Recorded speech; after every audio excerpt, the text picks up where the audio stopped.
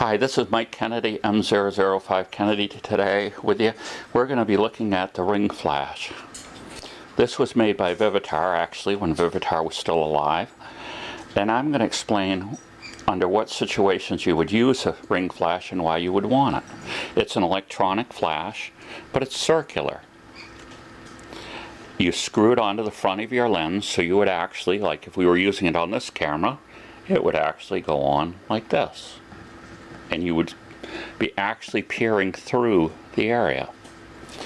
Now, normally, if you take flash pictures, you notice that you'll have shadows. Just like we have a shadow here from the light coming in from the window. Well, the thing about a ring flash, because it circles the lens completely, is that on close-up objects, there will be no shadows, because this will fill in the shadows created by this side. This will fill in the shadows by the other side, and since it goes all the way around, you'll actually get photographs with no shadows. For macro photography, for close-up work, these are really outstanding, especially with color. Now, with black and white, sometimes they can present an image that's just too kind of low contrast. Usually with color it makes the color pop, but with black and white it sometimes makes the black and white dull to have no shadows. So sometimes what people will do is they might take like a piece of electrical tape and just put it along the bottom temporarily if they're doing black and white. Now, this particular Vivitar unit came with a series of adapter rings, so it would fit different lenses. I think the one that's on here now is a 52.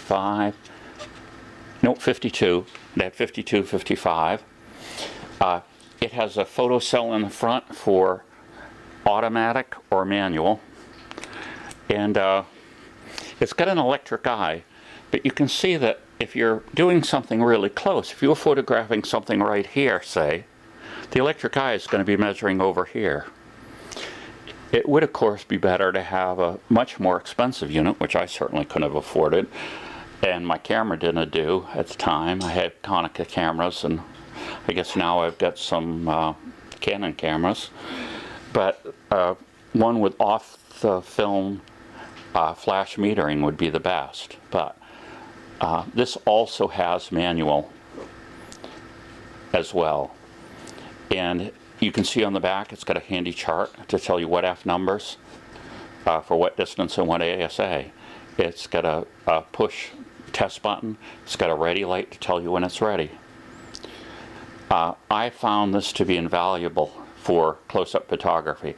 We've got a picture that we're going to look at next of a rose that I took with my my Bronica ETRS. That's a medium format camera that I use this on as well, although I found, because this is so small, I could only use it with a lens that was double the normal. The standard is 75, so it worked with 100 millimeters or more I had to have, or it would start including this in.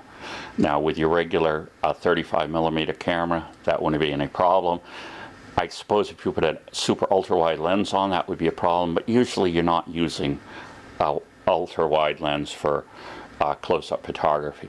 Normally, a lot of the companies back then were making 50 millimeter f3.5 macro lenses, and they were really outstanding lenses, sharp. They had a built-in lens hood, and something that was unique about the Konica lens, I'll just mention, if you understand the geometry of what happens with the lens, the further the lens goes from the film plane, the more light you lose. Well, usually that doesn't really make that much difference when you're focusing, like, say, from 5 feet to infinity. But all of a sudden, when you're focusing 2 inches away from the camera, that makes a big deal. So if you were to look on the back of this and say, oh, it says set it at f4, you set it at f4, you take a picture, your picture comes out underexposed. Well, why? Because that factor hasn't been taken into account for. Well, the Konica lens I have actually has a mechanical gear in it, so that as you're focusing at those close distances, it automatically compensates. So if you you need to take a picture at, let's just say f5.6, and you focus closer, closer, closer, that will actually open the lens up to a different aperture. And you can also use, make it do f5.6 as well. If you want that and don't want that to change, there would be some situations where you'd want the exact aperture you knew of. So this is a ring flash. They're very handy. They're making some with LEDs now, and I can't vouch for how those work. I've heard some people complain about LED lighting because it's a discontinuous light source. That means you have a band of red, a band of green, and you have these three primary colors that make it look white, but you're missing all the colors in between.